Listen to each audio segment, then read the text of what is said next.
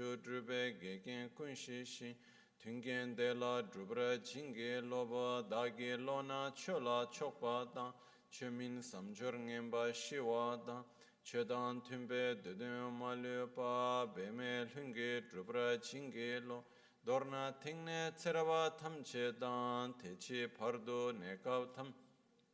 Rese kyamne lama keleme tukje chingi dala siksu solo gomgyab drewe nyamda dachala jetsun lame tuje rabgongne kodan sunge nawa drame tu nyamsunyongwe kesan tobrasho kewa kuntu yanda lama dan drame cheki pela longchechi sada lamgi yunte rabzone dorje change kopa Nyor toba shon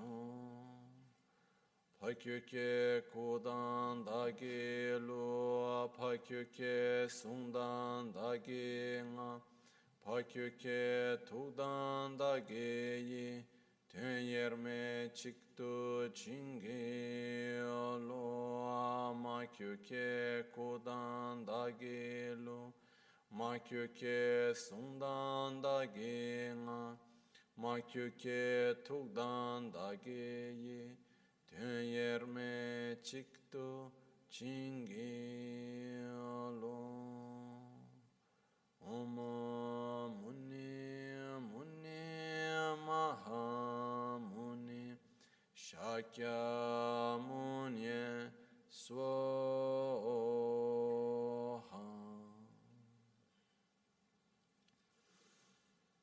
Sashipe ki chushime to Tramare ravalingashi Nide gempadi Sange shintu Mikte ulvarki Drokun nam da shingla chöpar shoyi damang guru ratna mindrala kam niryatayami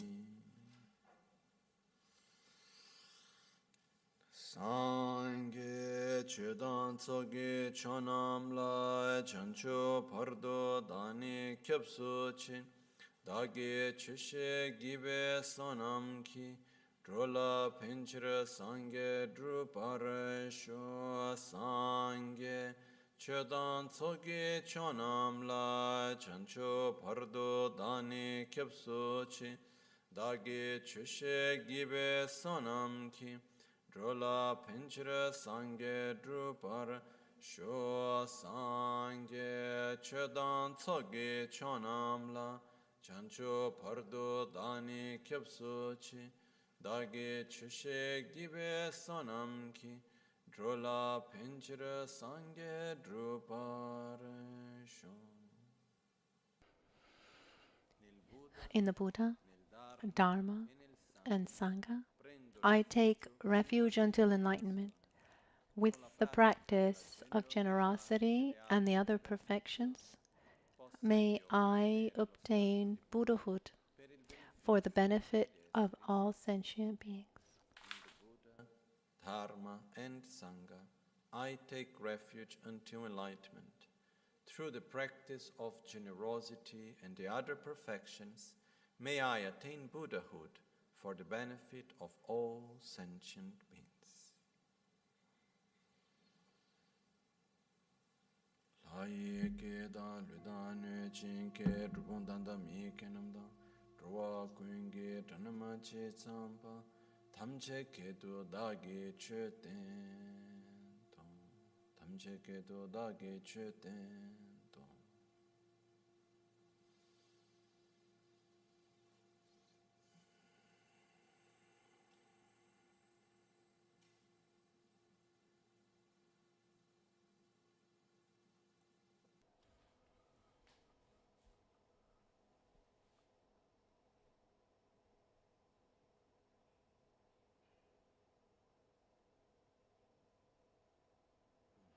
Good morning.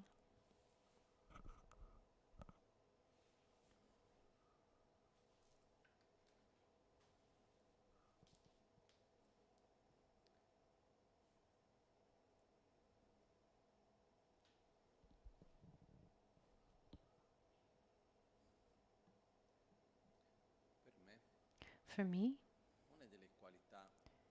one of the one of the most beautiful qualities that we human beings have is our ability to transmit from one person to another, share, transmit knowledge and experience. This is something, let's say, it's not just about human beings, but in other species, it's transmitted a little differently.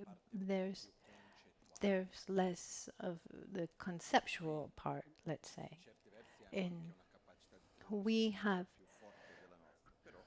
they actually have this way of transmitting that could be even stronger than ours. But we have this ability to understand, have ideas, have experiences, and then pass those on, our understandings, our experiences, to other people, allowing those people to not have to start from the beginning, to get to where we were able to get.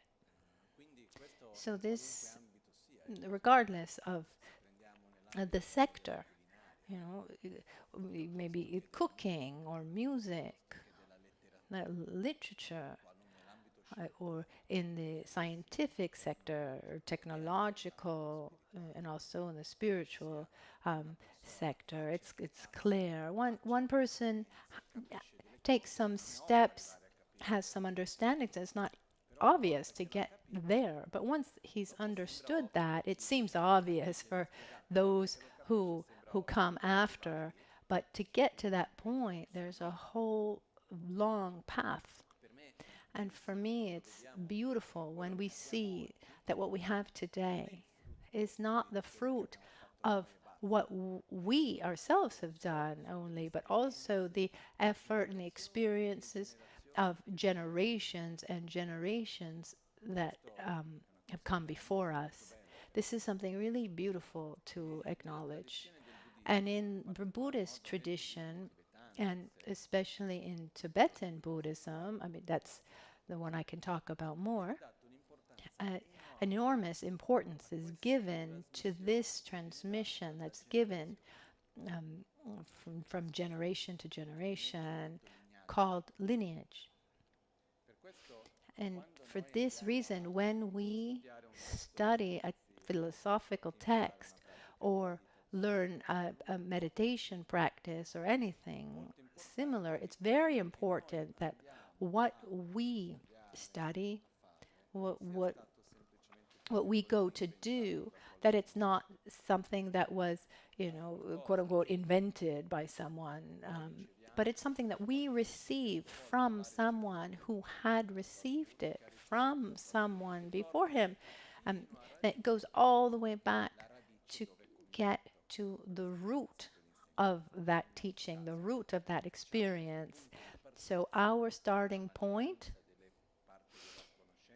for our practices, the practices, the teachings, the meditations, it comes from Buddha Shakyamuni, like the mountain of snow that then gives birth to many rivers, but they all come from the same source.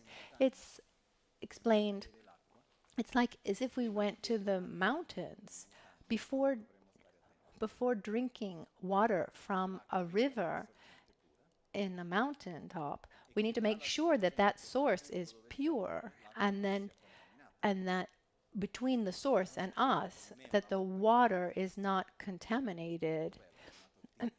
Otherwise, it could happen like it happened to me in Tibet.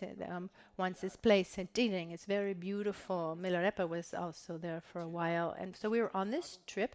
So at a certain point along the road, there was a stream, and I went down to drink, And those of the river came running to say, "No, what are you doing? What are you doing?" And afterwards, afterwards, I understood that that was actually where the sewage water was coming out, but I didn't know. So it's said that before drinking the water, one needs to be careful um, that that that from the source to us that there's no contamination in between.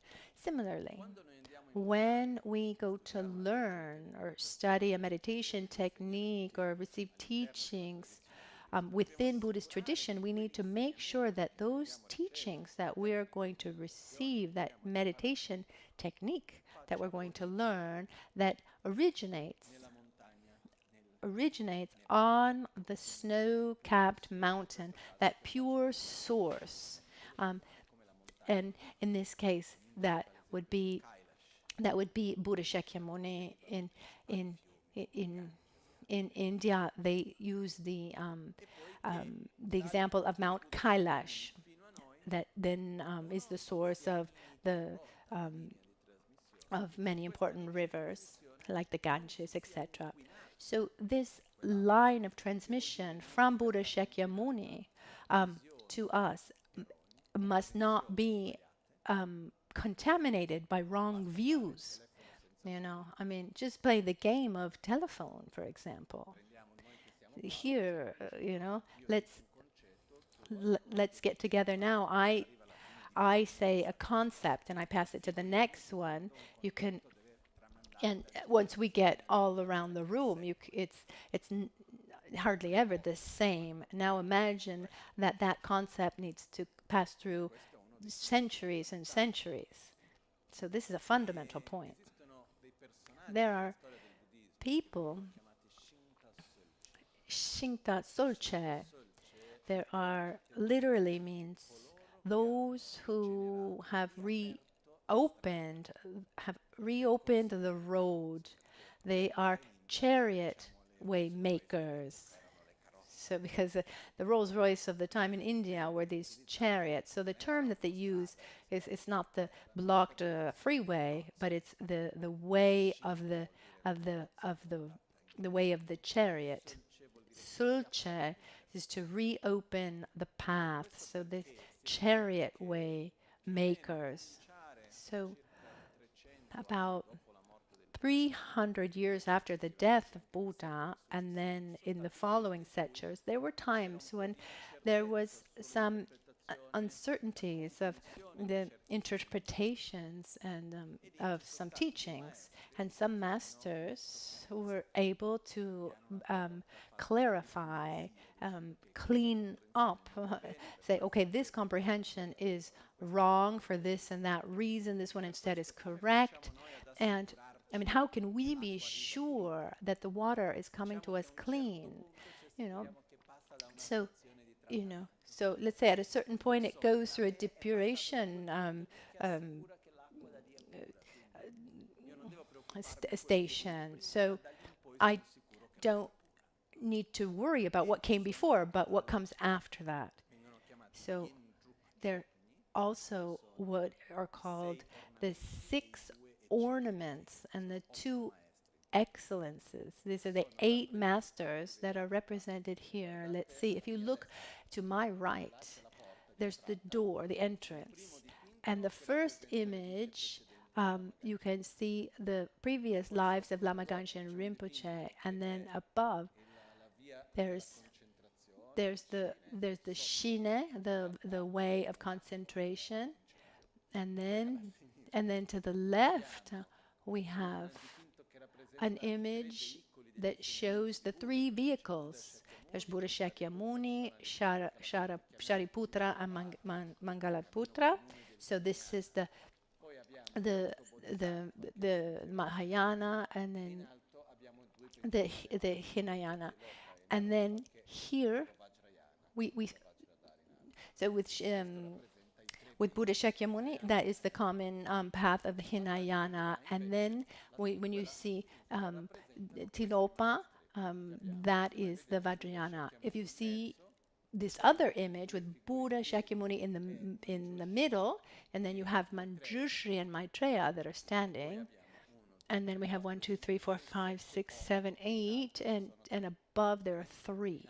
So there's Lama Tsongkhapa, the fourth is Panchen Lama, and the first Dalai Lama.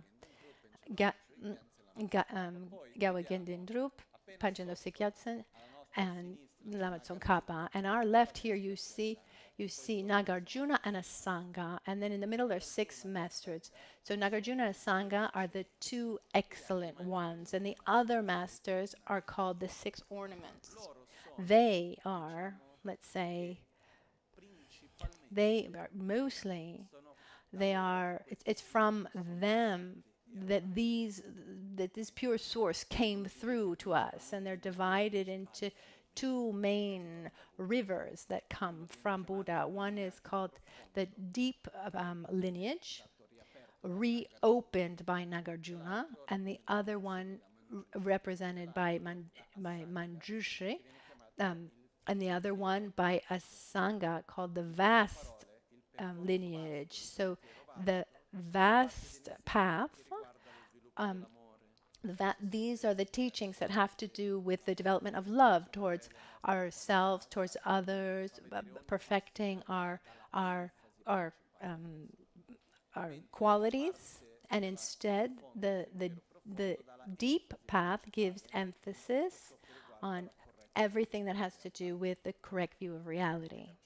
Nagarjuna was the master of excellence here, was the greatest of the masters for this. So when we say that we need to be sure that the source is pure, I mean, how can we have this certainty?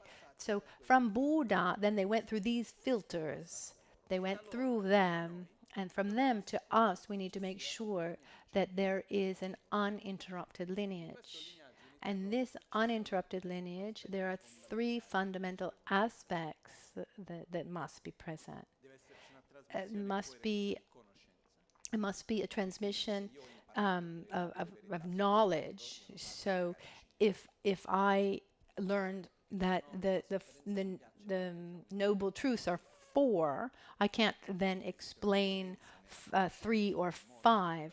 So it must match. I mean, the examples, the classification, they should all match the original. There should also be the transmission of experience. So if I transmit something, I need to have realized, I need to receive it from someone who at the least believed in it and hopefully also realized it. And then the third point is have a relationship of trust and love that goes from generation to generation, master to disciple. That's fundamental. So what happens is today we have access to teachings, we have access to methods that were used for centuries and centuries, and they've worked. And today we have access to those same teachings with those same characteristics. It doesn't mean that other traditions are not valid or this is the only one that is valid. We're not going to judge other traditions, but we have something that works for us, that has these characteristics. It's like the metaphor of making holes, to see where, to make a well, to see where's water. So it's useless to keep making holes to check for water. Once I find water, I need to make a well and use that water. If someone finds water somewhere else, it doesn't mean that his well is better or worse than mine. It just means that he's found water somewhere else. We're not here to say that my well is better than yours. I mean, the water can also come from the same source. Like the great Master Atisha said, respect deeply all spiritual transitions and follow with determination the one that you prefer. So we listen and we try to understand, and we decide. I wanted to explain this today because in these days we're looking at the 6 preparatory Dharmas, 6 passages, the important passages, to prepare the person to be able to meditate on what there is to meditate on, the whole path. And there's already a part of meditation in the preparation, and the way that we follow these preliminaries, follows a line of transmission. And today, what we're going to look at today is specific to our lineage, the whispered lineage of Ganden, because it's said that when Lama Tsongkhapa, about 600 years ago, gave his teachings, there was a part of the teachings that he transmitted mostly orally to some disciples, and these disciples then retransmitted them only to those who had the ability and the determination to put them into practice. So who had that ability, and this went on. And those who wrote them out and made them more public, let's say, accessible, that was a master called Gyawa Ensapa, and then the 4th Panchen Lama, Chökyi Gyatsen. Panchen Chökyi Gyatsen. If you look at the image above this translation passage, from left to right, there's first Nagarjuna, then there's Chökyi Panchen Loseng Gyatsen, and there's Phabongkha Rinpoche, is the master of Lama Ganchen, and then the 10th Panchen Lama, the master of Lama Ganchen, and then you have Denver Gonsa Rinpoche, is the last one to the right, is one of the most important masters, one of the most important contemporary masters in these last decades, who left his body a few years ago. Anyway, in this lineage, in this whispered lineage of Ganden, even the name of our lineage, Ganden ensegnamenti. So Ensepa, so it came through Gyawa Ensapa and Nyenju from Lama Tsongkhapa. And often what's not explained, but it is something specific to our lineage. I'm very happy to be able to follow these methods that were transmitted to me, and I can continue transmitting to you what I received. So the 6 preparatory Dharmas, as we said in the previous days, there's 6 passages that are to be done to prepare oneself for meditation, for the spiritual practice, and they are in themselves, they are a valid practice. So if we recap, obviously we're not going to start from the beginning, but just to see where we are, the first Dharma preparation has to do with preparing the place of meditation. So we saw that before meditating, it's important to choose where we're going to meditate, where we're going to practice our spiritual practice. So there's the choice of the place, the preparation of the place, preparing the altar, cleaning the place. This is part of the practice. And then the second Dharma preparation is making offerings physically. And we saw that the first and the second are a kind of bridge to bring us from our daily life. You know, here we are thinking about 1,000 things in our daily life. It's like a bridge to bring us to sitting for meditation. Otherwise, it can happen that one sits down to meditate, and then when one is halfway through the practice, one is ready to actually start the practice. Instead, if we start with physical actions, that, you know, I start cleaning the place, generating the right motivation, and start preparing offerings. This is a gradual process to get into that moment. And also it gives value to what we're doing. Then the third Dharma of preparation, and this is what we've been explaining these days that I've given more importance to, is preparing our body and preparing our mind. So we've seen that first we prepare where we're going to sit, the correct meditation posture, cross legs, straight spine, the palms right over the left, the shoulders relaxed, the head slightly forward, the mouth relaxed, the tongue touching the palate, the eyes slightly closed, looking downward, and the awareness of our breath. And here we have the preparation of the body.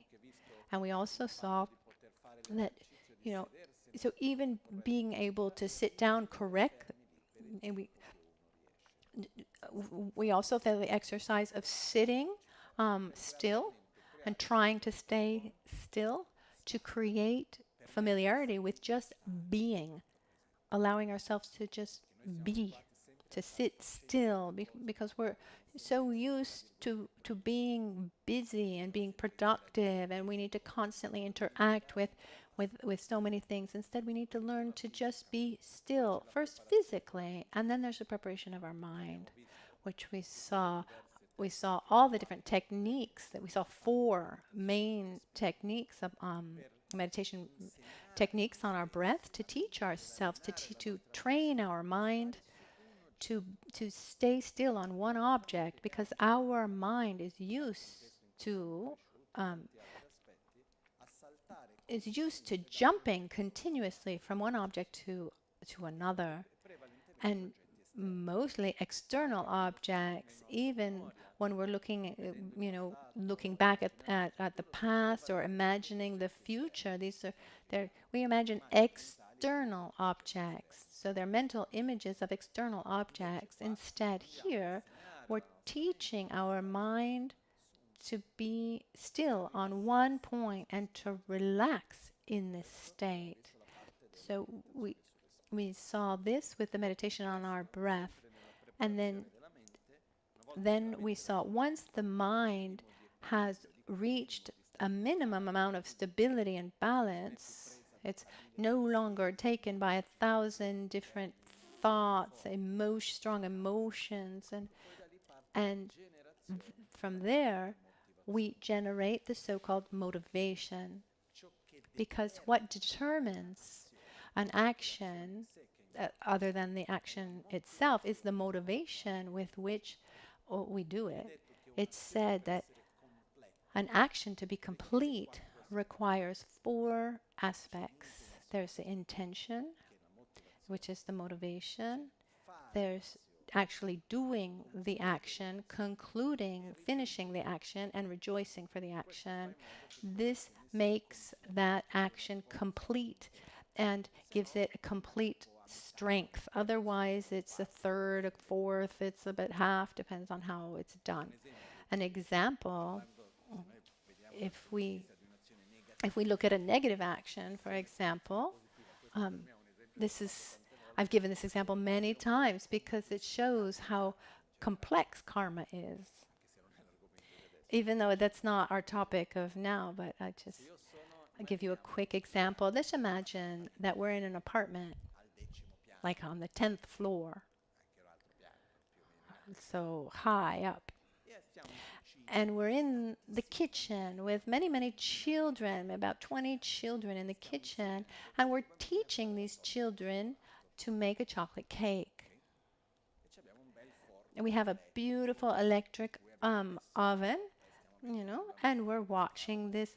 Watching this cake bake, and at a certain point we realize that the electric oven has caught fire and toxic smoke is coming out of it. We can't open the door to get the children out, and the smoke is filling up the room. So what do? Our intention is, I want to save these children. I don't want them to be sick. So what do? I take the oven, even hurting my hands, and I throw it out the window. Why? Because I want to protect the children. So my intention is to help the children. The action, I throw away the oven. Was I able to protect the children from those toxic fumes? Yes. Oh, thank goodness I saved them. So that's a complete action. But in reality, we could, but but actually that oven falls on the head of somebody walking by on the road, and when it falls on that person's head and it hurts him, it kills him, something dramatic. Am I responsible for that action or not? But that wasn't my intention. So in that case, there's that I did not throw the oven to kill someone. So I didn't have the intention. There wasn't the action to do that, but the conclusion is there because at the end of the day, I killed someone, and I certainly don't rejoice for having done that.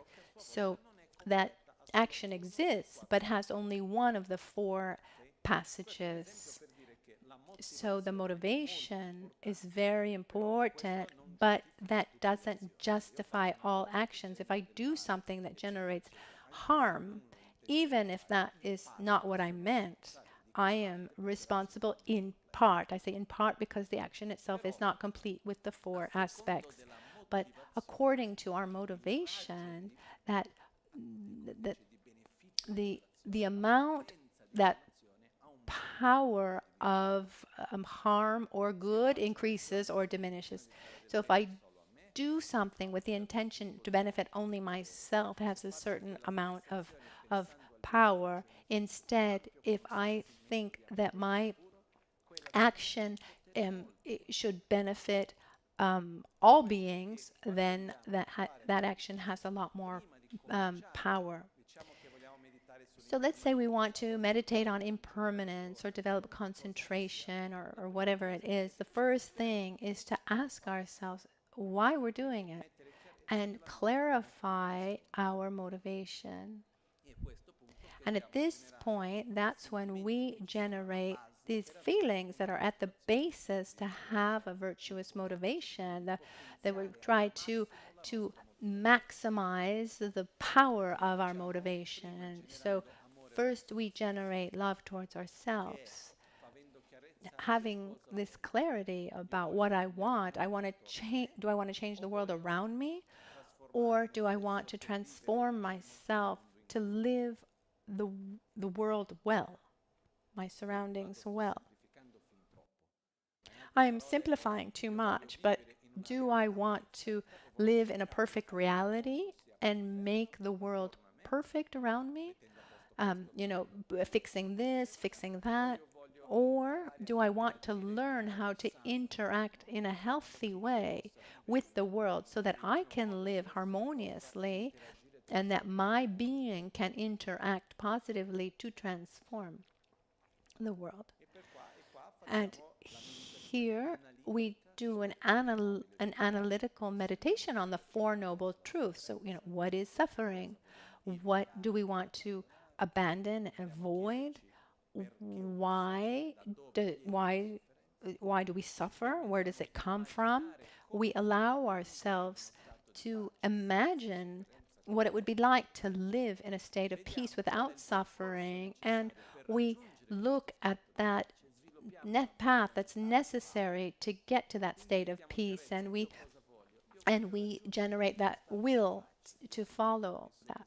So I want to reach a state of peace and harmony based on love and wisdom, where I can be well with myself and others independently of where I am, with whom I am, and regardless of the situation I find myself in. This is my objective, and to do this, I need help. So I take refuge in the Buddha, who shows me the path, the Dharma, the real refuge, and I take refuge in the Sangha, the spiritual company that upholds this path.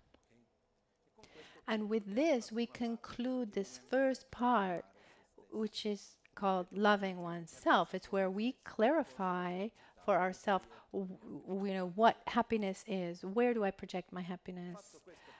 After that step, which is the first basis, the second one because this makes the first distinction of motivation. The first distinction is, between a mundane action and a spiritual action. What determines whether an action is mundane or spiritual?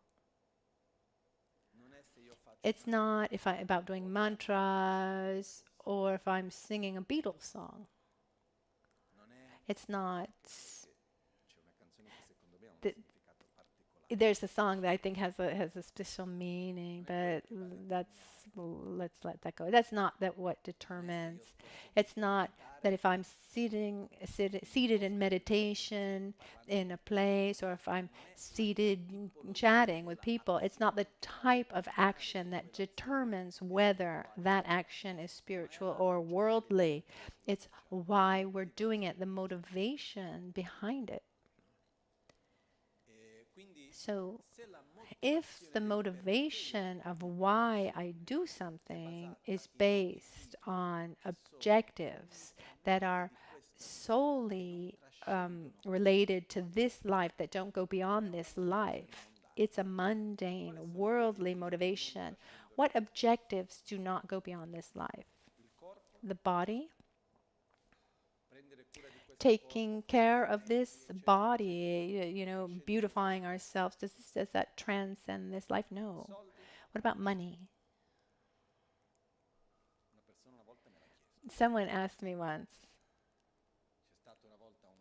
There was one of the richest people in Brazil, and one day he came to me and asked, Lama, he said, we were talking, he said, sorry, you have this system of recognizing reincarnations, right? Well, how does it work?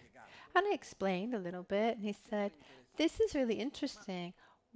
What if I set up a trust fund and I put, I don't know, maybe 300 million or something, and then I name someone that I trust, and this person needs to find my reincarnation and give this money to the reincarnation, and it can also keep a percentage. I said, that's a nice idea, but I wouldn't trust anyone to do that, But it sounds like a good business plan, the transfer of patrimony. But the point is that what we accumulate materially, we cannot take it with us.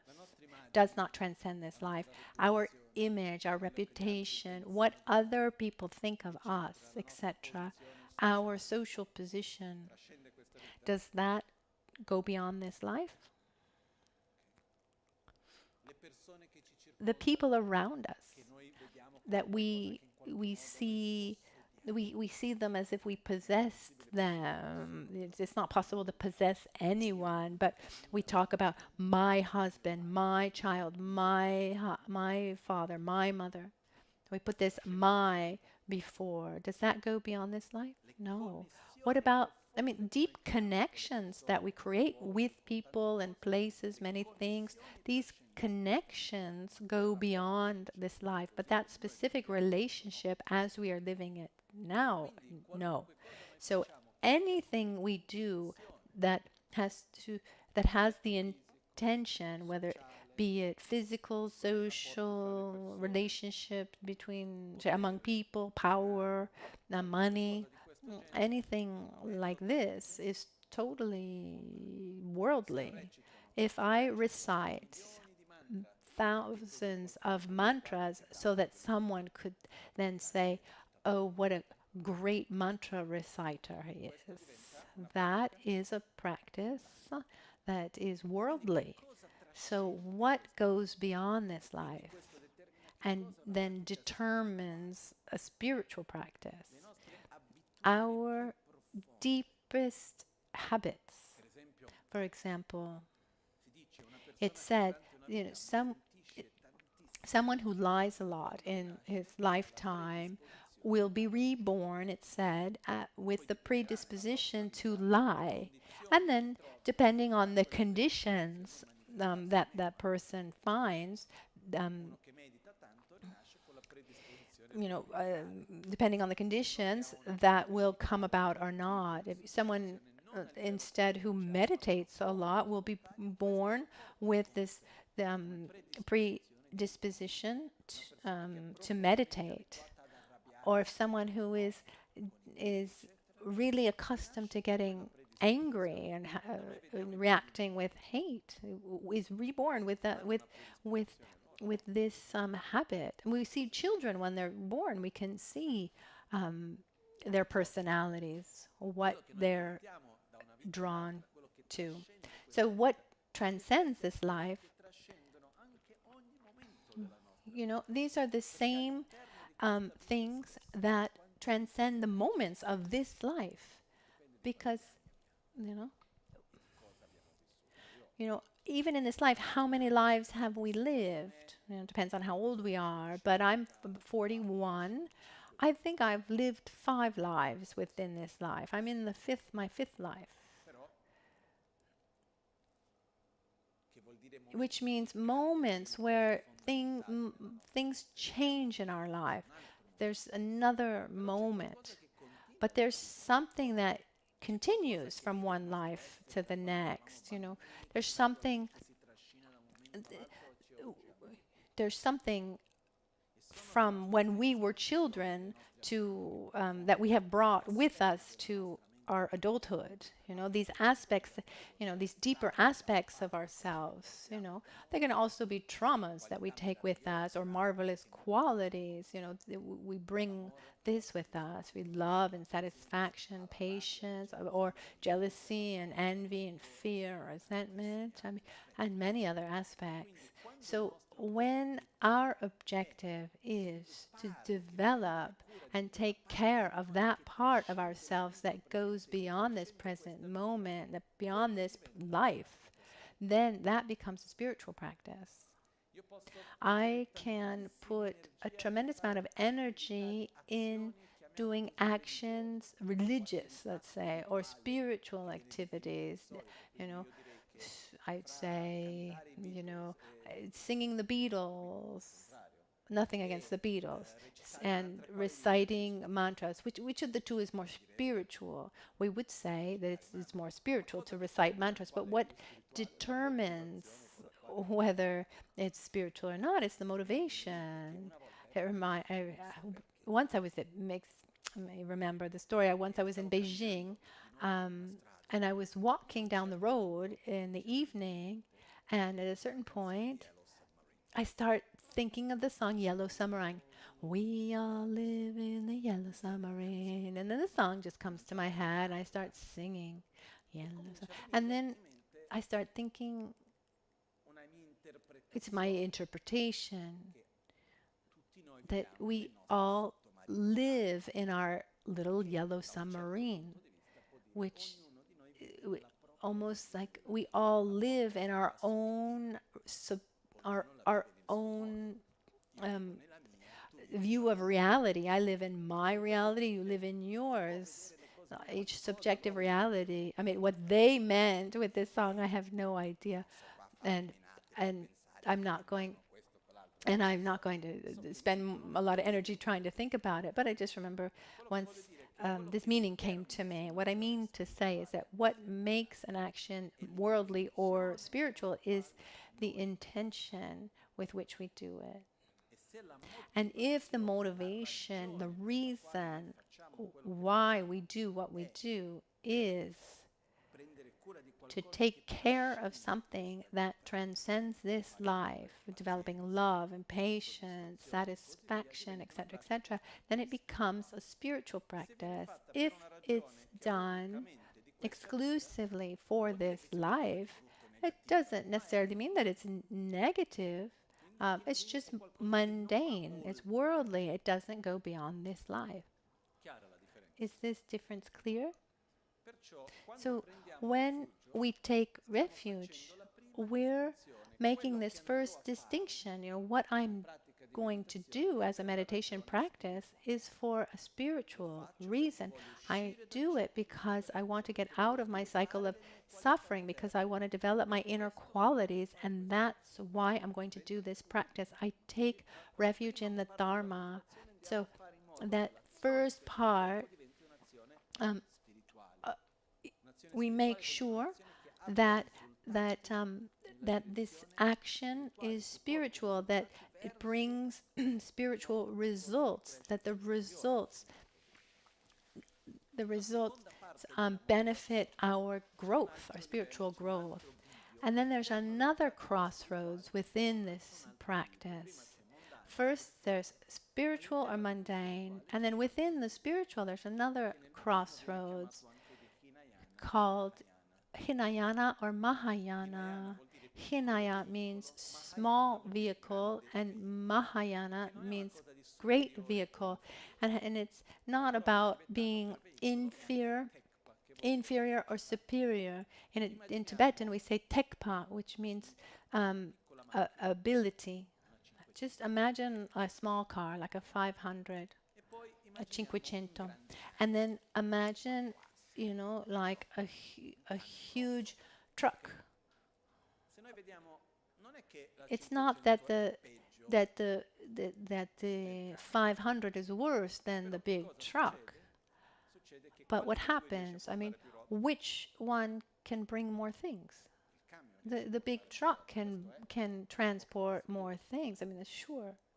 So here, what happens is the Hinayana, the motivation says, I want to get out of the suffering of samsara, but I want to do it for myself. I don't have the thought of taking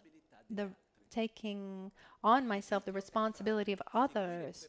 So this crossroads is following spiritual growth for oneself or for everyone. It doesn't mean that when I'm following the path for myself that I don't have love for others, but I don't take the responsibility onto myself of doing it for others. In the Mahayana path, I take the responsibility of acting for the good of everyone, where I say, I will do everything possible to help every being. That's why I do what I do. So getting out of samsara is great, but what I really want is putting myself at the service of everyone, helping everyone. And this is the second crossroads. And I repeat, it's not about being superior, inferior. It's a question of level of responsibility and capacity. So in the Hinayana, we develop the intention of wanting to get out of samsara, and there's the whole process of having love and compassion for others. But what differentiates them is that in Hinayana, in the Mahayana, in Mahayana, we don't develop love and compassion for ourselves and others, but we also develop trust in our own ability to be able to help others, the generation of bodhicitta, our lineage that goes through this Mahayana lineage, the motivation. First we generate it with the taking of refuge, and then we generate bodhicitta. So, in the generation of bodhicitta, bodhicitta is an inner state of being. It's a state of consciousness made of two aspects. There's a text written by a sangha, the two masters we talked about before, one of the two, and the verse says, the text is called the Abhisamaya Lankara, the ornament of clear realizations. And this text says,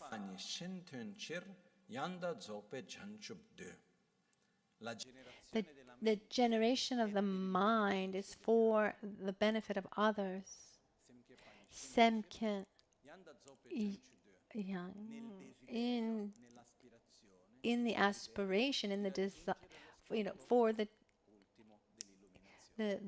desire to reach the ultimate state of enlightenment. This shows the two characteristics of bodhicitta: aspiration of wanting to help others, and the aspiration, this desire to reach enlightenment oneself. So these are the two aspects, the two important aspects.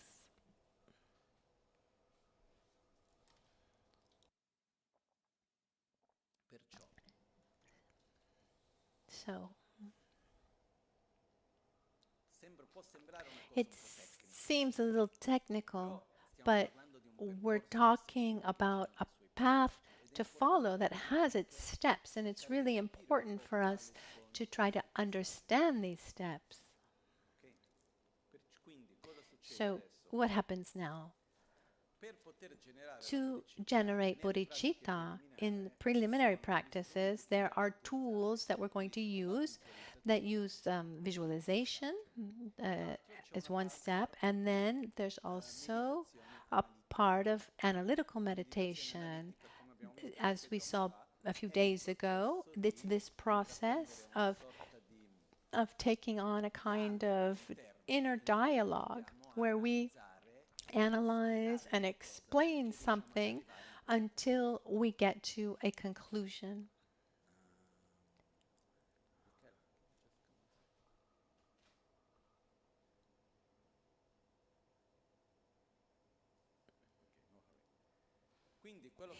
So what happens is we have the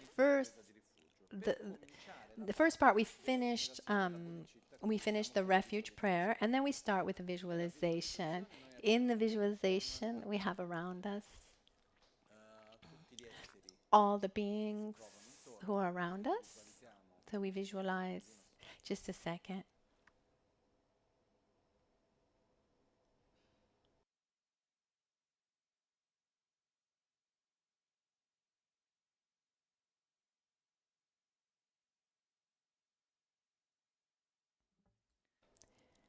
So we're here after having taken refuge, and we're visualizing other beings because our objective is to go beyond our own selfishness. The mind that is obsessed with the I and the my. So what we need to do is to allow ourselves to see others, but our way of seeing others, I mean, is there a division, or do we see everyone as the same? No, they're not all the same. So we start by respecting this division that we already find ourselves in. So we have on our sides, we visualize the ones we love, for whom we have attraction. These categories are family, friends, partners, husband, wife, children, and normally we visualize our father to our right, our mother to our left, and each side we visualize everyone else, grandparents, etc. And when we visualize the father and mother and other people, it doesn't really matter if they're alive or not. I can visualize them even if they're not alive anymore, or someone very dear to us. And behind us, we imagine all the beings that we're indifferent to, this infinite number of beings. So we have neither attraction nor aversion to these beings. And in front of us, instead, we have under Guru Buddha, because high above, we have Guru Buddha in the aspect of in the aspect of our own guru, the embodiment of of qualities perfectly developed, and underneath we have all of the beings that we can call even enemies or people we have trouble with. As I said yesterday, people sometimes ask me, as a category, they should be at my side, but if I base it on my feeling, I would put them in front of me. You can put them in front, and then later they can go to your side. Just a little parenthesis here. Sometimes people say, I'm just not able to visualize. How can I manage that? In reality, It's not that hard. It's it's it's imagining. So we have to imagine. So to see if we're able or not, there's a very simple exercise that we can do. We can we can do it we can do it quickly now here without getting to too many details. Imagine a pizza in front of you. Do we have an idea of how big the pizza is? So there's the pizza in front of us. We imagine that it just came out of the oven. So we feel that heat. We the the the smell of the mozzarella and the tomato. I or maybe you imagine the pizza that you like. I like zucchini and buffalo mozzarella, and we see that pizza in front of ourselves and imagine the colors, the form, the smell, just the consistency. I take a piece, I cut it, I can feel that it's the crust is a little bit harder, and then inside it's not as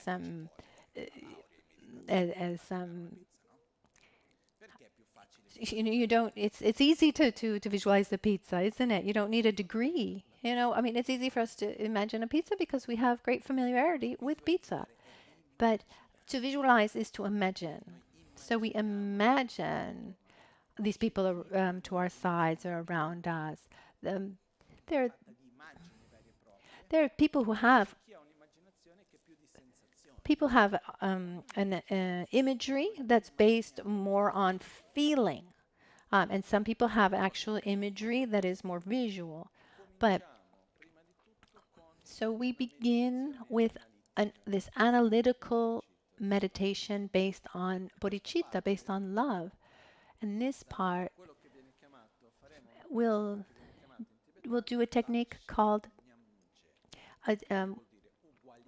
we'll follow a technique here that's called to equalize and exchange oneself with others, to develop this feeling of love for others. So let's start with equalizing. So we start with an analytical meditation to generate a feeling of equanimity. So we imagine all the beings around us, and let's start observing them one by one. Just take one person by randomly. Don't try to imagine like how vast all these beings are. Don't generalize. Let's take, just a sample of of people, one person, and in his particularity. So excuse the example, but if someone talks about, oh, animals who die, when you know, you know, we talk about the, animals that are killed for food is different to talk. It's different when we generalize, oh, all animals who die. And instead, if you look at a cow in front of you, that's just in front of you crying. I mean, that touches you differently, doesn't it? So just start with one or two, very few, and observe them. Look into their eyes, and we ask ourselves, does this person desire to suffer? The answer is no. The person doesn't want to suffer. Does the person want to be happy? Like me. So there's no difference at this point between me and that person. I want to be happy. You want to be happy. I don't want to suffer. You don't want to suffer. And even more, I do everything that I do thinking that it's the best thing for my happiness, guided often from my ignorance, and you do the same. So, from this point of view that we are moved by this strong attraction to happiness and aversion to suffering, we are the same. There's no difference between me and you. Each one is in his own karmic it's a cycle of samsara. Does what he does, thinking that it's the best for his happiness, um, taken by this ignorance and taken by the causes and conditions. I mean, we're all in the same boat. We're different, but we're in the same situation. Are we able to see this? So we repeat this logical process until we can understand inside that that that then we can feel the other in front of us, and we feel that there's no difference between us. No one wants to suffer. Everyone wants to be happy. We do what we do because we think that's the right thing for our happiness, followed by our ignorance. I mean, we're guided by our selfish, our ignorance. We're just in the same boat. And when I take one person, it could be my uncle, my mother, my father, which is, I see one person like that, and we can feel that feeling just deep inside that there's no difference between us, then gradually we can expand that feeling and we start observing other people around us. And then we say, oh, what about him? And what about her? And what about them? They too, they don't want to suffer. They too, they want to be happy. And they're never satisfied with the happiness they have. Also, they're guided by their own ignorance like me. And gradually, we expand this feeling of equanimity, those next to us, then those behind us, and then those in front of us. And we'll see the only difference among all these people is, is how that person relates to our own selfishness. But we're actually all in the same situation. Once we can feel that we are all in the same situation, if we do it deeply, naturally, we should develop a kind of empathy, connection. Like if we go to a hospital because we have sickness and we meet other people who have the same sickness as we do, I mean, we feel a kind of attraction to that person, don't we? If we have an economic problem and we find someone else who is in the same situation, oh, I can't get a mortgage, and I find someone else who was also denied by his bank a mortgage. There's a kind of camaraderie with that person. When we start seeing that we suffer, we want to be happy, and then we see the others that are in the same boat, we start opening up our heart. And we start with equanimity. The second step is that we see that other beings give us a lot. They help us.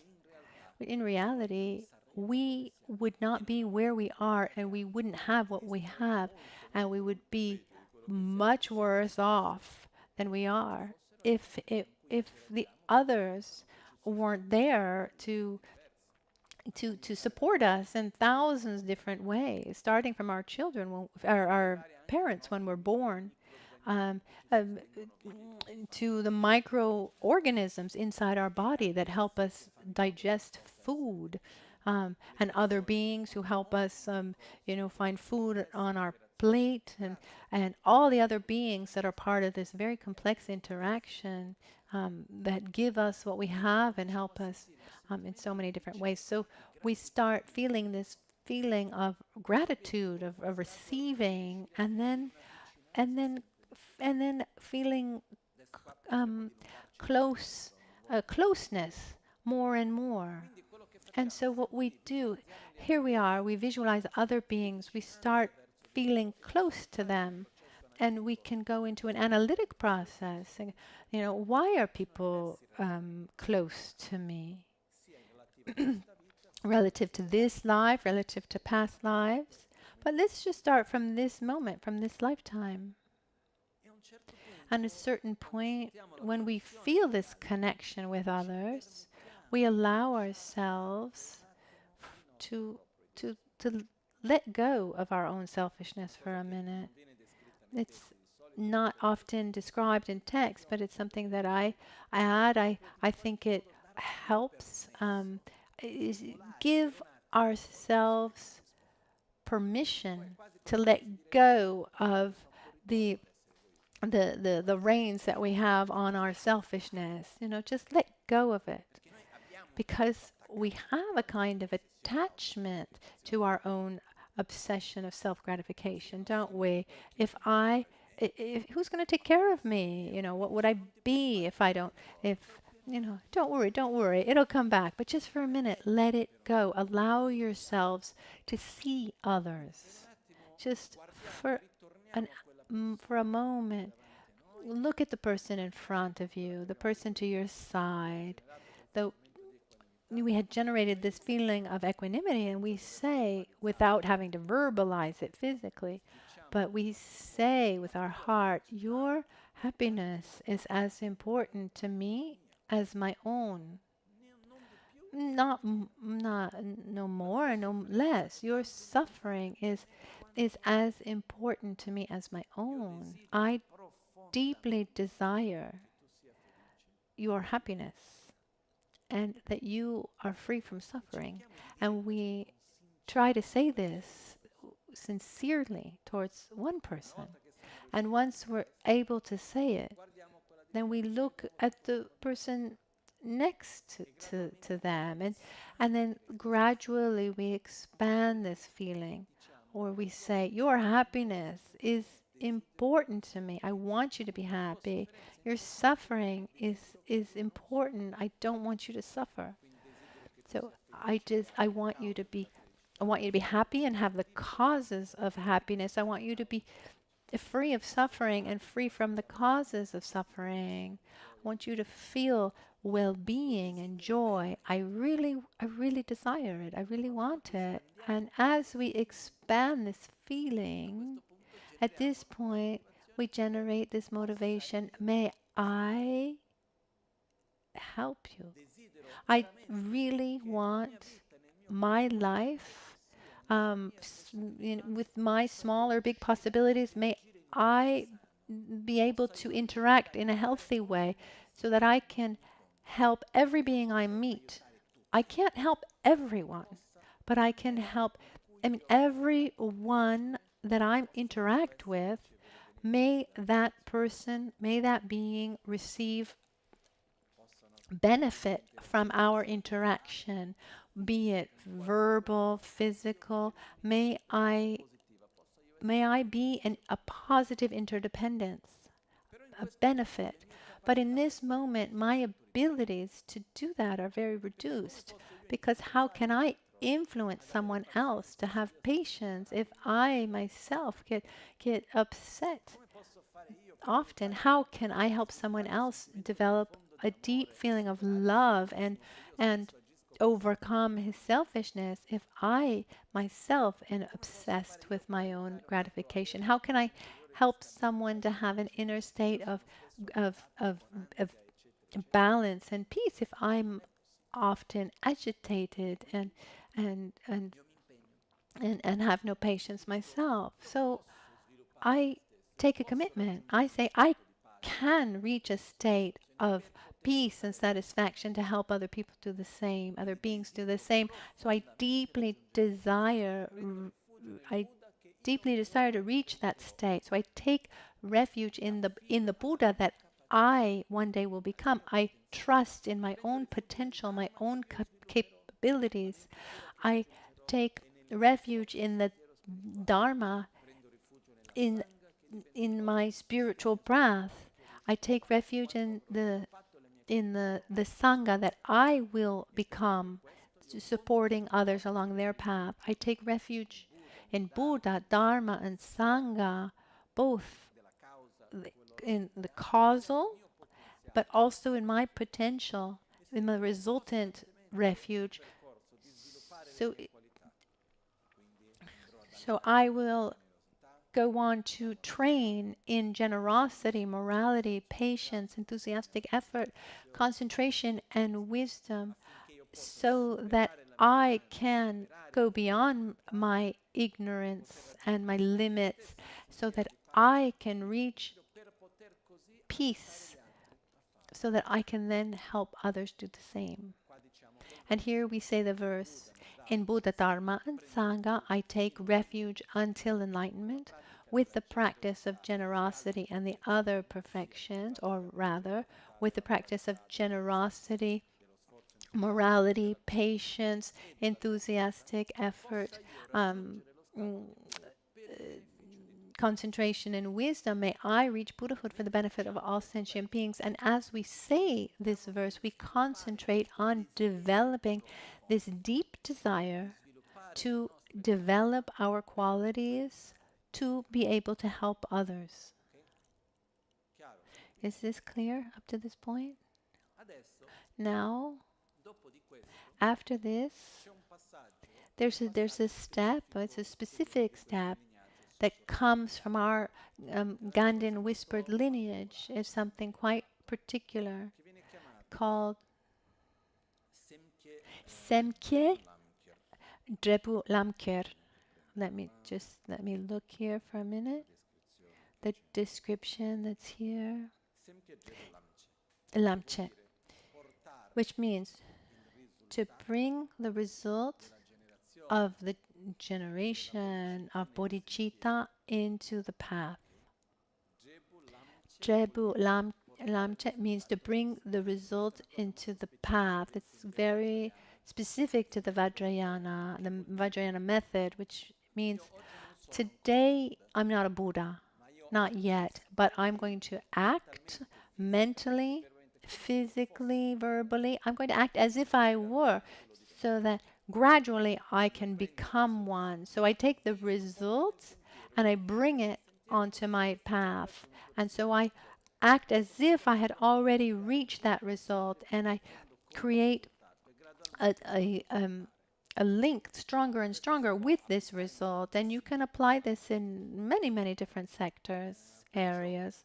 So in this moment, what do? We want to become a Buddha to help all beings. So at this point, we visualize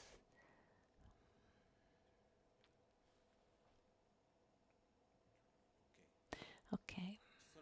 So there are some details that are a little bit different, but I'm going to explain it the way I do it. It's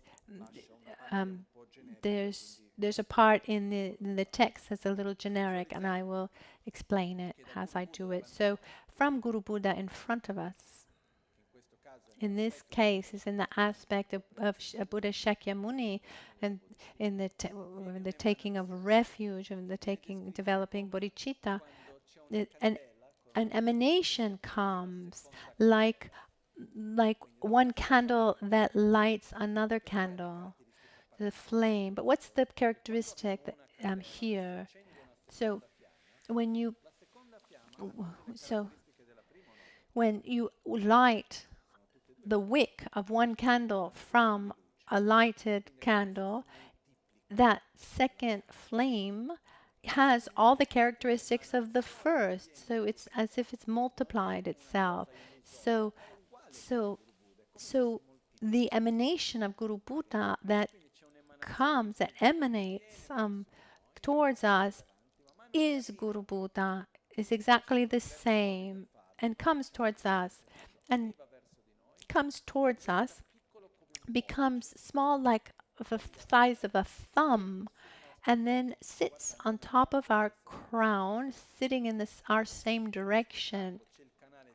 At our crown, there's the central channel that opens up where there's the fontanella, and Guru Buddha goes down through our central channel, and at our heart chakra, we visualize an 8-petaled lotus flower with a sun and moon cushion on which Guru Buddha sits. And he sits at our heart. And once he sits at our heart, our mind and the mind of Guru Buddha become inseparable. It's as if we become overwhelmed by the presence of Guru Buddha. Our mind becomes absolutely inseparable with his. we imagine that the example that's given is said that our mind is like clay, and the mind of Guru Buddha that comes and sits at our heart is like the potter who gives the shape to the clay, making a beautiful vase or bowl or whatever. So we imagine Guru Buddha who comes, sits at our heart, and our body, speech, and mind on a more subtle level. It's as if they are so influenced by his presence that we start acting in the same way. It's as if we start vibrating at his same frequency, and we feel infinite love, gratitude, stability, harmony, joy. Or rather, we allow ourselves in that moment to experience the inner state of Buddha. And so we bring this result into the path.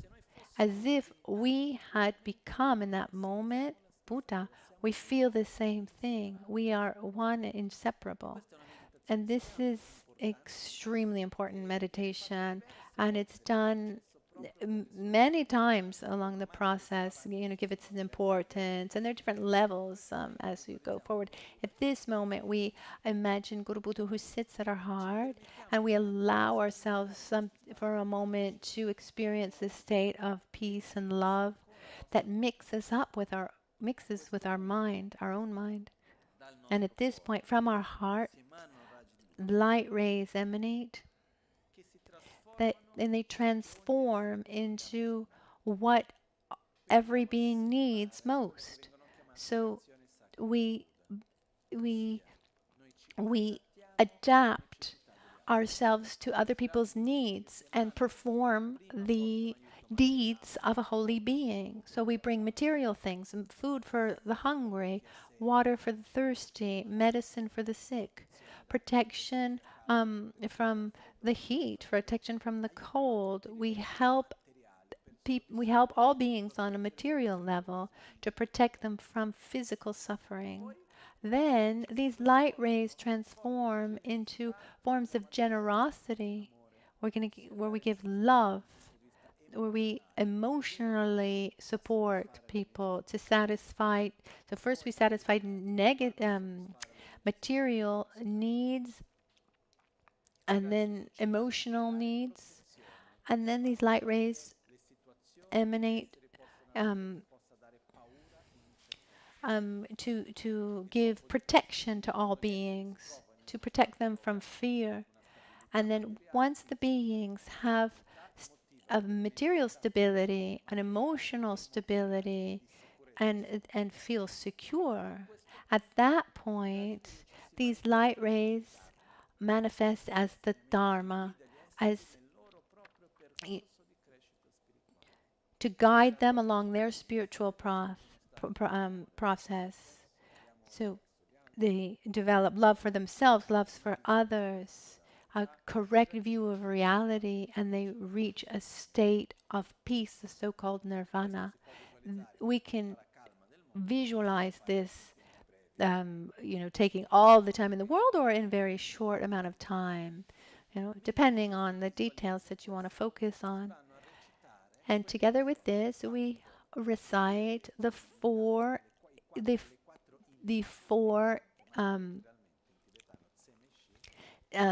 semenshi. So the four aspirations, these four feelings that we generate, they're called the four unlimited prayers. Characteristics that we want to familiarize ourselves with. And then Lama Gangchen added 3. So, and that's called the Chemunsum. These are specific to the times in which we live. So the limitless meditation. So in the first one, we desire every being is happy and they have happiness and the causes of happiness. Semchen Tamche Dewa Dante Wegyudan Dempar Gyurchi. Then we desire that all beings be free from suffering and the causes. Semchen Tamche Dunel Dan Dunelgi Gyudan Darwar Gyurchi. May all beings be free from suffering and its causes, not free just from suffering as it manifests, but also all of the mental defilements that cause such suffering.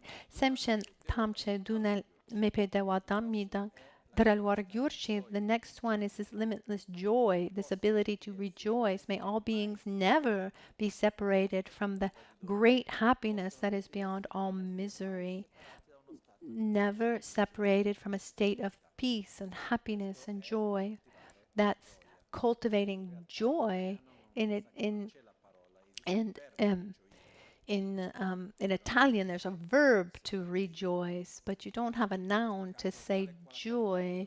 But this is a quality, it's the mind that rejoices, that feels the happiness for others.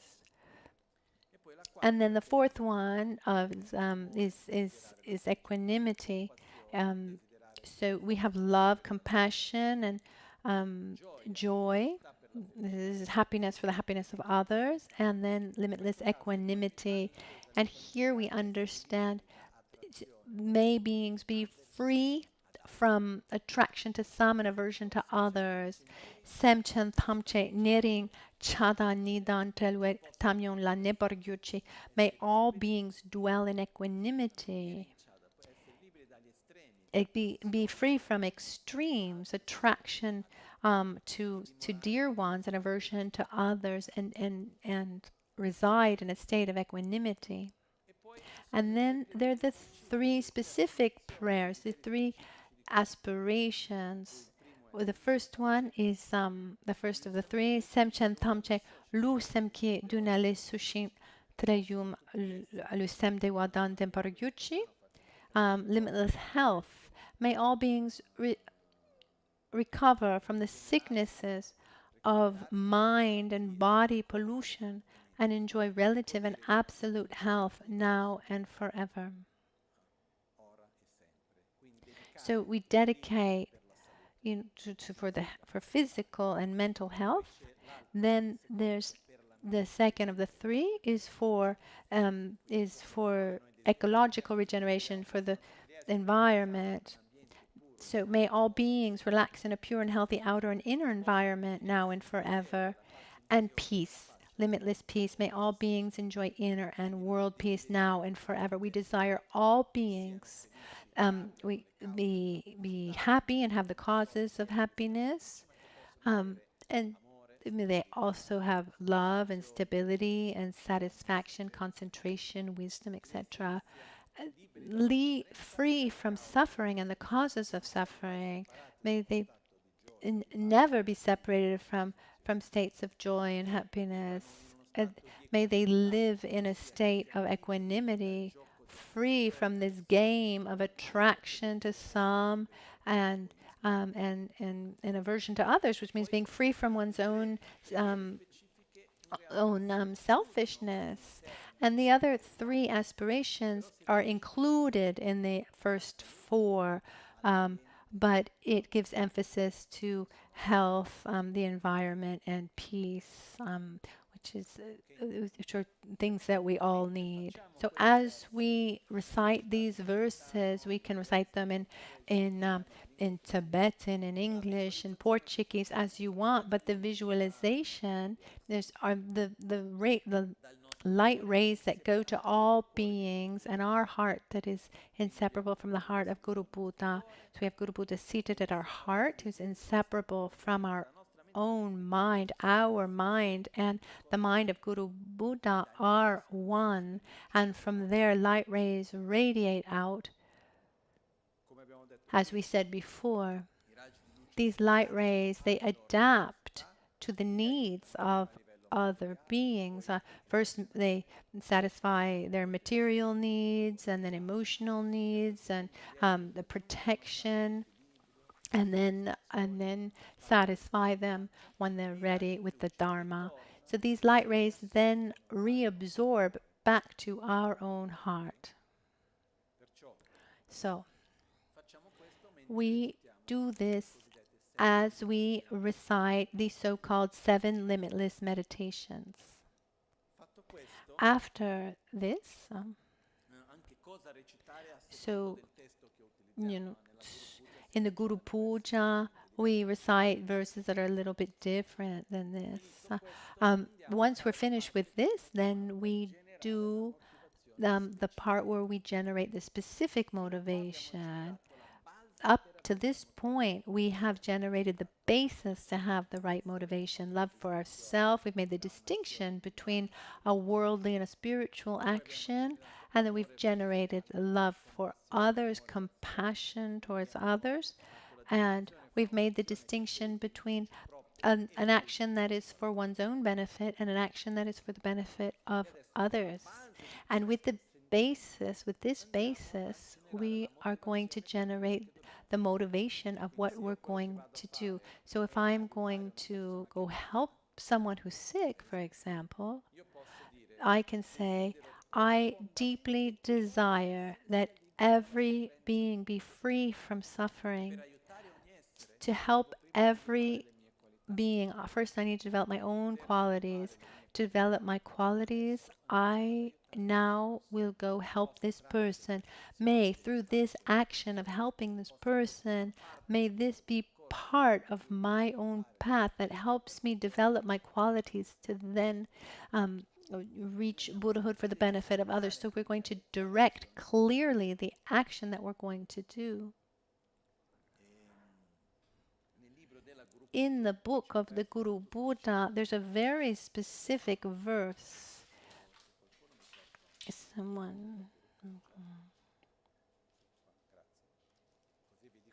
So I can tell you what verse it is. It's the part we're going to do. It's described very well here in the Guru Puja.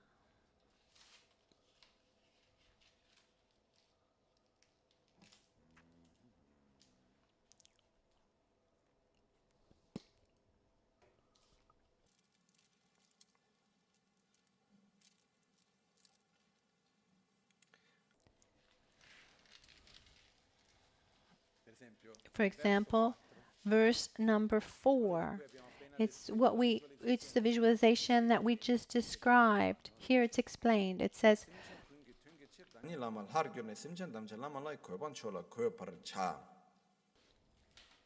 for the sake of all mother sentient beings, my mothers, because there's a specific term we talk about mother sentient beings. Why? Because to love others, we need to feel also gratitude towards them.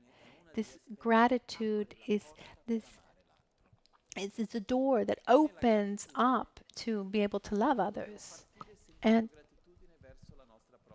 we should start with this gratitude towards our own mother, not necessarily our biological mother, but the one who saved us when we were a newborn, the one who raised us. Because a newborn, if there isn't someone there to protect that baby, feed that baby, he wouldn't be able to survive. At least for human beings, we're like this. So if we survived, it means that someone took care of us. And in this case, someone we can say that this person saved our life. So we should have gratitude for the one who saved our life, no? Or does it have an expiration date, this gratitude? Oh, well, you wanted to have a child. It's your responsibility. No. So one thing doesn't take away another. I mean, the point is I was saved, I was taken care of. So we generate gratitude towards our own mother, and this feeling of gratitude opens up our heart, and gradually we see other beings. And there's a logical process that says, well, every life that we've had in the past, every past lifetime, and they're innumerable, so except for there are some births that don't have a mother. There's not is not from the womb, like being born in the God realm, where it's a spontaneous birth. But so the logic says that in all these past lives, we had mothers, you know. But even if we don't remember, we should still have gratitude, no? So so the same mother, the same gratitude that I have for my mother in this lifetime, I expand it to all the mothers I had in my past lives. And so it is said that all beings, all all beings in the past, all beings have at some point been our mothers. So if I received something from someone, I should feel deep gratitude. It's something very precious. So when we talk about mother sentient beings, it's ma semchen. Ma is mother. Mother sentient beings. Semchen, beings with a mind. So we should have this gratitude, like the same gratitude we have towards our own mother. We should have it for all beings. So the text says, for the sake of all mother sentient beings, I transform myself into a Guru Yidam. I have Guru Buddha in front of me. He comes towards me. He comes through my crown to my heart. We become inseparable and of the same nature. And thus I shall lead all sentient beings to a Guru Yidam, supreme enlightenment, without getting into specifics about what the term Guru Yidam means. But with this verse, that's when we visualize that Buddha comes towards us from our crown, enters through our central channel, sits at our heart. We become inseparable. And I want becoming Guru Buddha myself, I want to lead all beings to a state of peace. And it goes on. For the sake of all mother sentient beings, I shall. So in the first verse is where we visualize all the rays. The rays go out and then they come back in, and then between the first and the second. Between 4 and 5, verse 4 and 5. So, for the sake of all mother and beings, verse 5, for the sake of all mother sentient beings, I shall quickly, I don't have time to lose, in this very life, attain the state of a primordial Guru Buddha Yidam. I don't want to lose, I don't want to waste time. I need to develop my qualities to help other beings. And here we have the generation of the specific motivation. I shall liberate all mother sentient beings from suffering and lead them to the great bliss of Buddhahood. In other words, I will free all beings from suffering and I will bring them to the state of nirvana, the state of peace, of balance, of peace. And to this end, I now shall practice the profound path of Guru Yidam Yoga, or you can say in this end now I shall do the NgalSo self-healing, or now I shall help this person. We direct that action that comes for this end.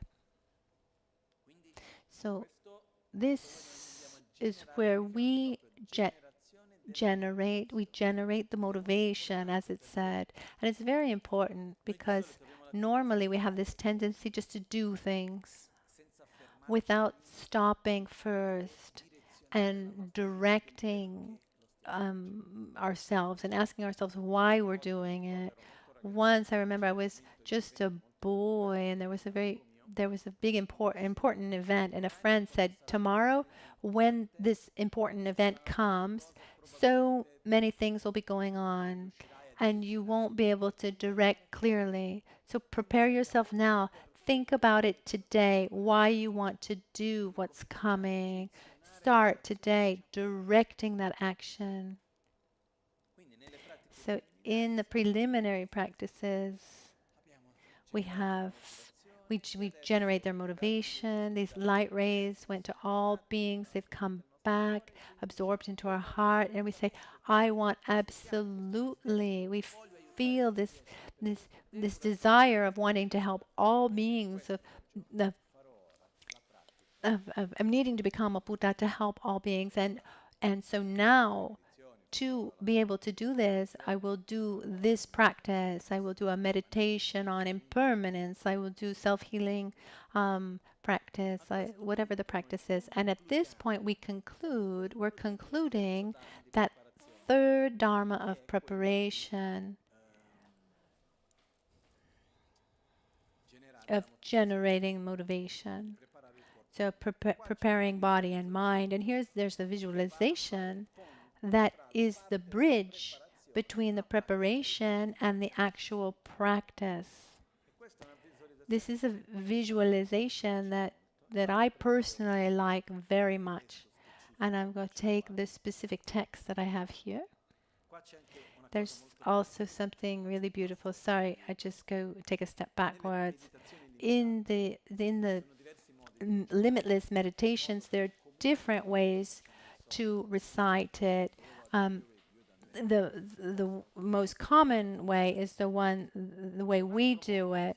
And you can also do it, and Phabongkha Rinpoche cites it.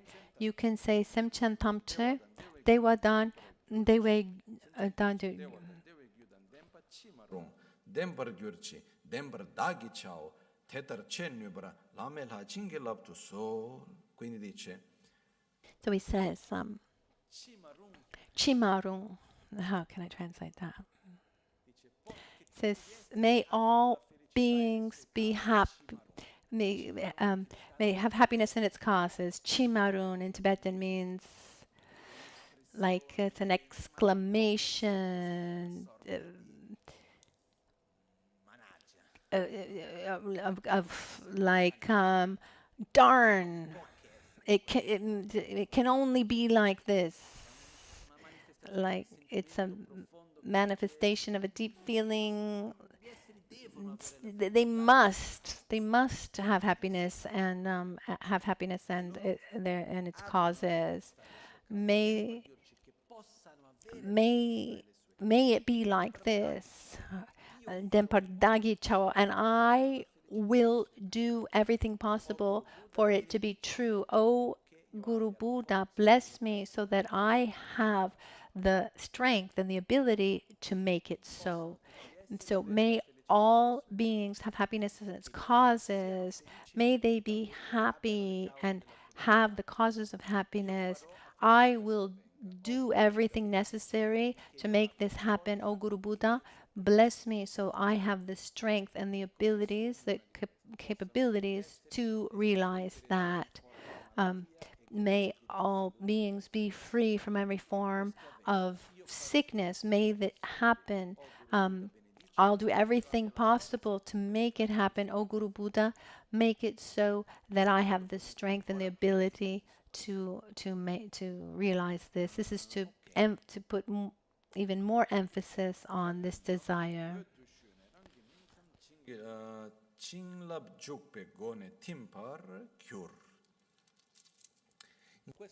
In this moment, after having generated this intention, after having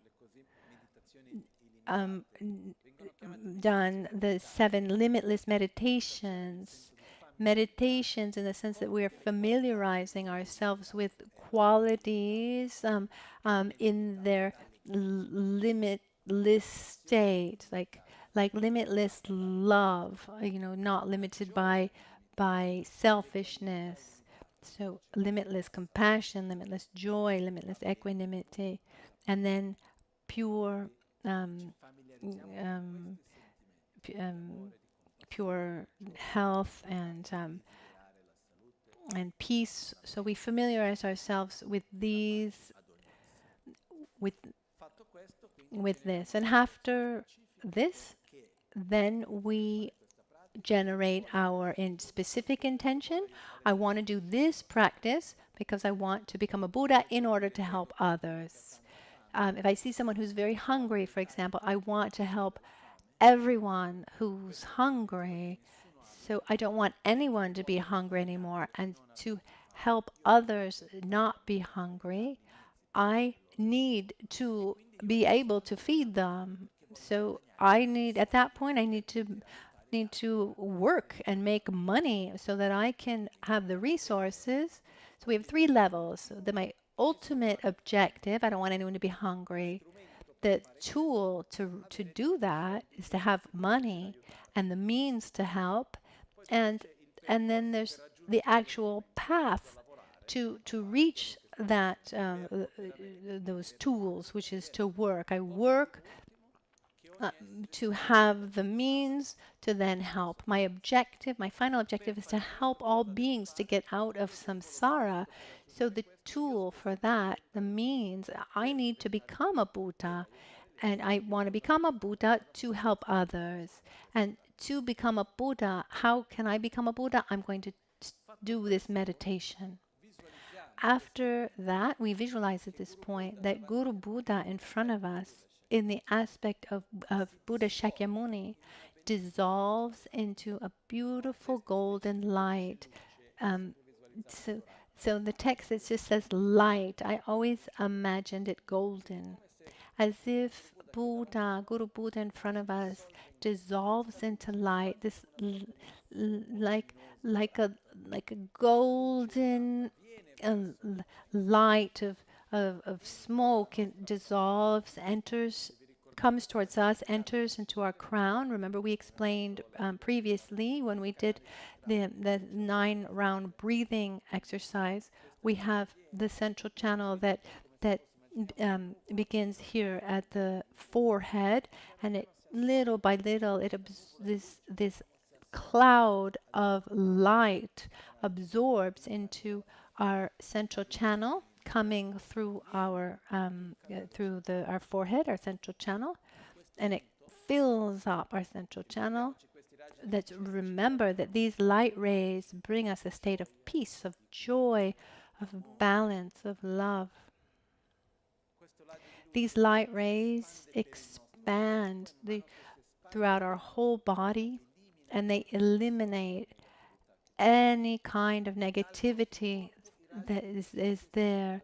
And then they go beyond our body and expand to fill up the entire universe. So all the beings around us, every aspect of the environment, everything is enveloped in this beautiful light. And as it touches everything, each thing dissolves into that state of golden light until our body dissolves into light, and we come into this, we reach this meditative state where there's nothing other than a infinite luminous emptiness. And at this point, I mean, it's repeated different times along the practice, and there are 4 very important characteristics here. Normally, a lot of emphasis is not given here at this point, but it's important to understand it. It's you can also do it here. In Tibetan, it's called Nawantosam.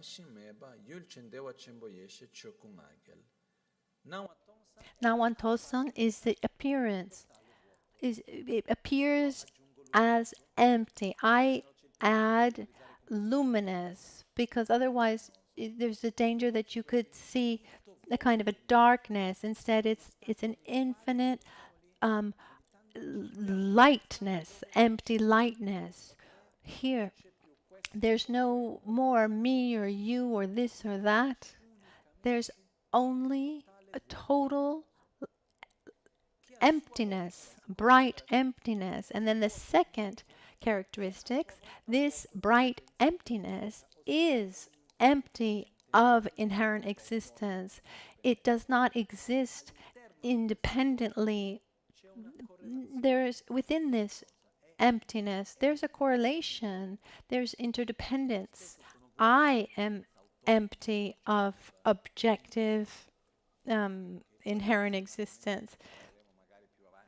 Maybe we'll talk about this later. It's really quite a complex subject. This is the correct view of reality. But in this moment, we see that this emptiness doesn't exist autonomously, but within a very complex net of interaction. And at the same time, that third characteristic is that this emptiness is perceived, it is experienced with in a state of deep bliss and joy. Imagine pleasure, then you can multiply that by 1,000. So we're overwhelmed by this joy, this bliss. You can use many words, but it's an inner state of joy, of pleasure.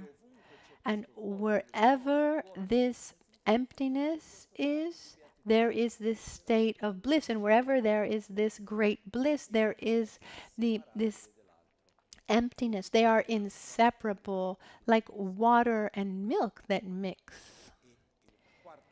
That fourth characteristic is I identify myself in this state, in this union of bliss and emptiness of intrinsic existence. So technically, this is the union of bliss and emptiness. Maybe you've heard that term. If we go in just a few details, the observer, the mind that is in a deep state of bliss, and in this state of bliss perceives and realize not conceptually the ultimate nature of all, the lack of inherent existence of all. So the observer is bliss, and the object that is observed is emptiness. It is perceived as, and one cannot distinguish one from the other. Normally, when we perceive something, we have this duality, the one who perceives and what is perceived.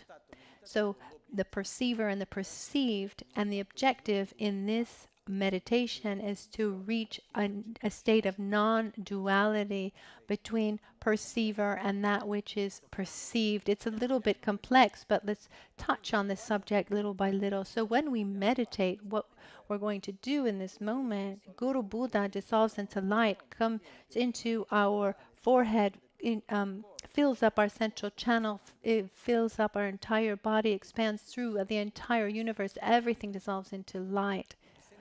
To be precise, this visualization where everything dissolves into light, it's not that things cease to exist. It's that we're not able to perceive it. Our perception ceases. This is an inner simulation of the process of death. As the death process happens gradually, as the coarse body loses strength, we lose contact with our senses, and so we start not perceiving form, sound, touch, taste, smell. We lose contact with the world around us.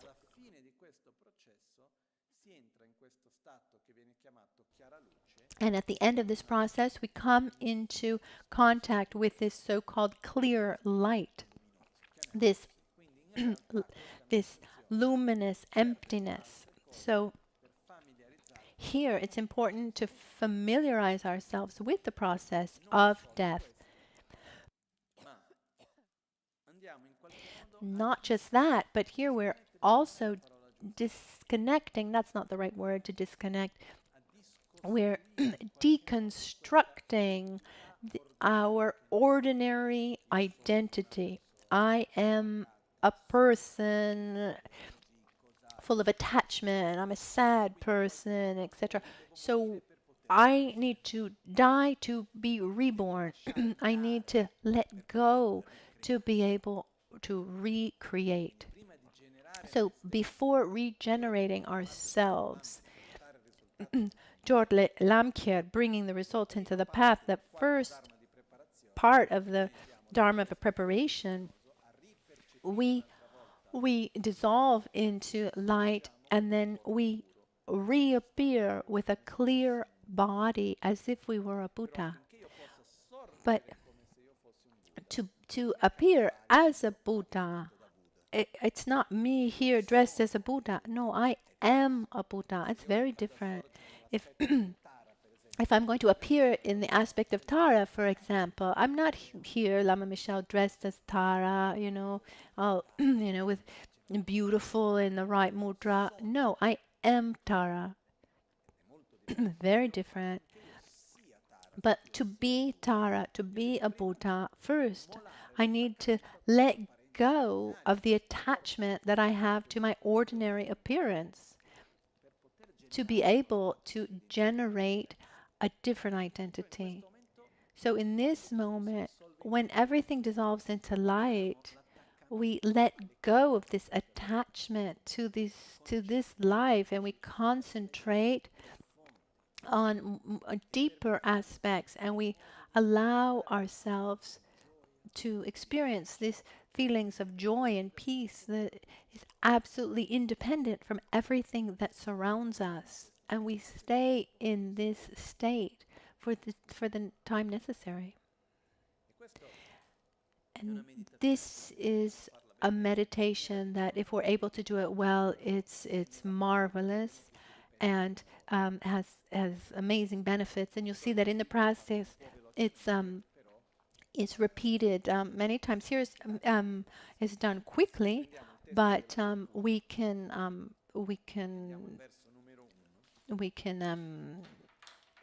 do it quickly, or give more more emphasis to it. If we take the Guru Puja text, it starts with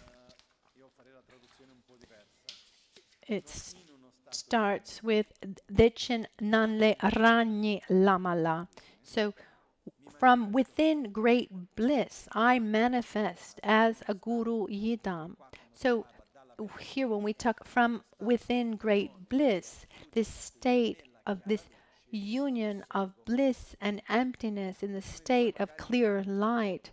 Maybe some of you have realized that sometimes when we recite the Guru Puja, we move verse 1, we put verse 1 after verse 6. Why? Because the most common way of doing the practice is like this. So we start with the taking of refuge.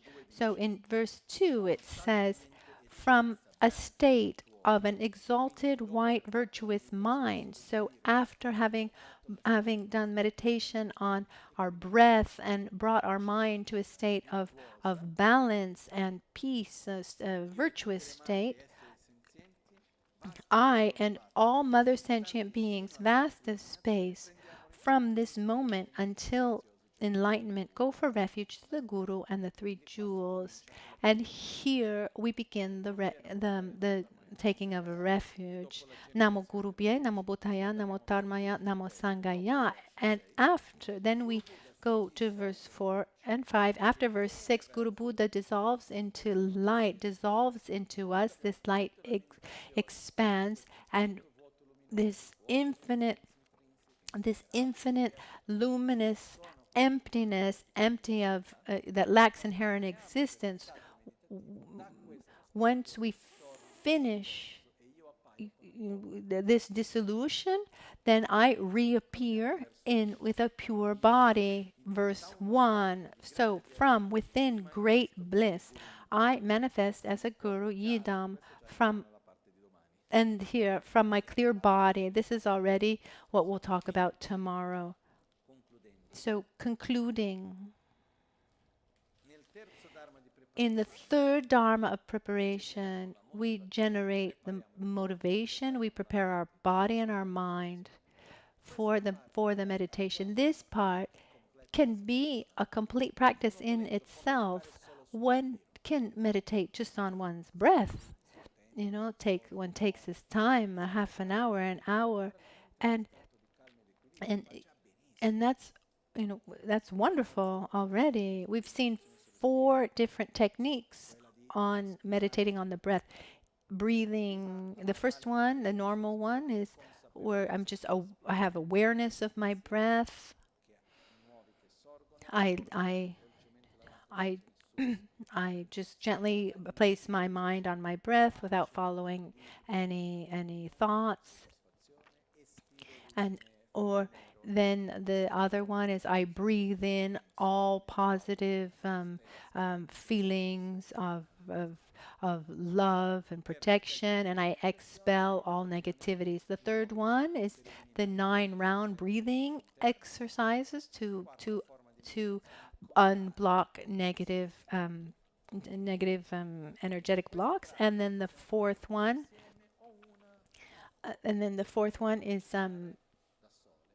is counting the breath.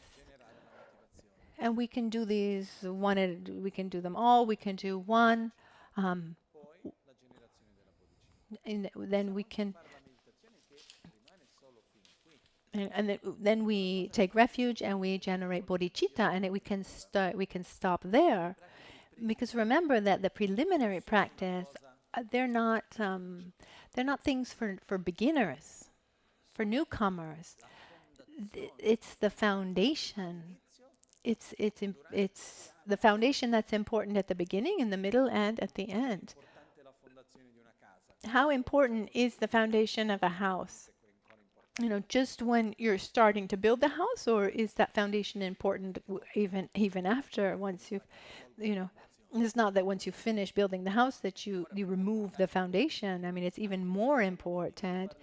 Even, and even if once we've finished building the house and we don't think about that foundation, it's still there upholding our house. So our inner balance and the generation of our motivation, having clarity about what we want, and having clarity at these crossroads of making sure that our actions are the spiritual nature, and that we're following the Mahayana path. I mean, this is fundamental for the practice, for the path. So there's no hurry to finish all of this, because we were just on verse 6. I mean, we could stay here for years, and that's fine. Normally, when sometimes we've done the Guru Puja together, guided with visualizations. Once, after verse 6 is where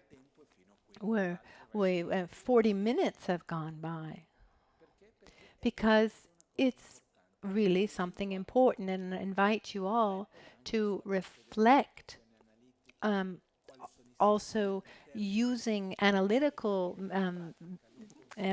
meditation, and understand that the practice is not just about reciting, and certain visualizations, but it's the inner feeling, that the positive inner feeling that is to be generated. Zen Rinpoche once said, it's not the mouth that reaches enlightenment, So to recite without thinking is useless. So it's nice to be able to recite well, but we need to induce our mind to reach those states of consciousness. I think up to here it's quite clear, no? Isn't it? Yes? Okay. Otherwise, let's just go back to the beginning. No, let's go forward. So with this, we conclude today. Let's try to give more emphasis to the meditation and the dissolution. So the two different ways. So Guru Buddha comes to our heart, and that inner feeling of being the same with Guru Buddha, in union with Guru Buddha. This inner feeling of joy, harmony, love, and then, or when the light rays come in, and we allow ourselves to rest in this state of being in perfect harmony with everything. So with this, we conclude the third preparatory Dharma, where we've prepared the body and mind, and tomorrow we'll go on with the fourth Dharma of preparation. The fourth is where we generate our merit field. So we generate the holy beings. We say merit field, like a fertile ground where we can plant virtuous things. This, this field really refers to that, where we can plant virtuous seeds that will grow healthy and strong. So here we can accumulate the so-called merits, virtuous energy, and we can purify our negativities and receive blessings. This is the fourth Dharma of preparation. The fifth is called the practice of the 7 limbs, making offerings,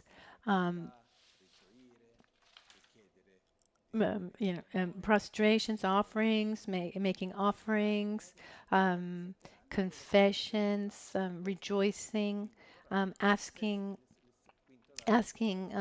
for the Dharma wheel to be turned, requesting not to pass into nirvana, and a dedication for positive action. And the sixth is a request for blessings. So today we conclude, and tomorrow we'll move on. It's time for our dedications.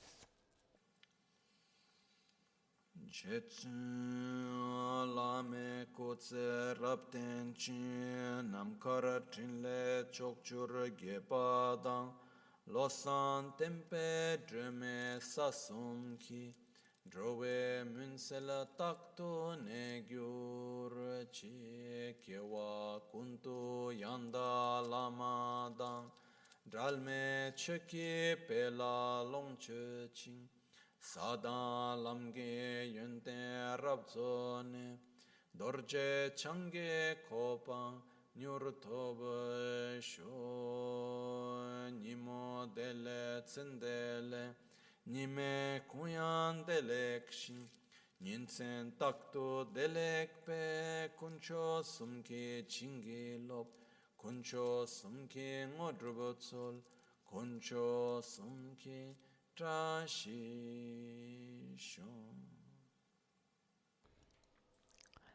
at dawn or at dusk, at night or during the day, may the 3 jewels grant us their blessings. May they help us to achieve all realizations and sprinkle the path of our lives with various signs of auspiciousness. At dawn or dusk, at night or midday, may the 3 jewels grant us their blessings.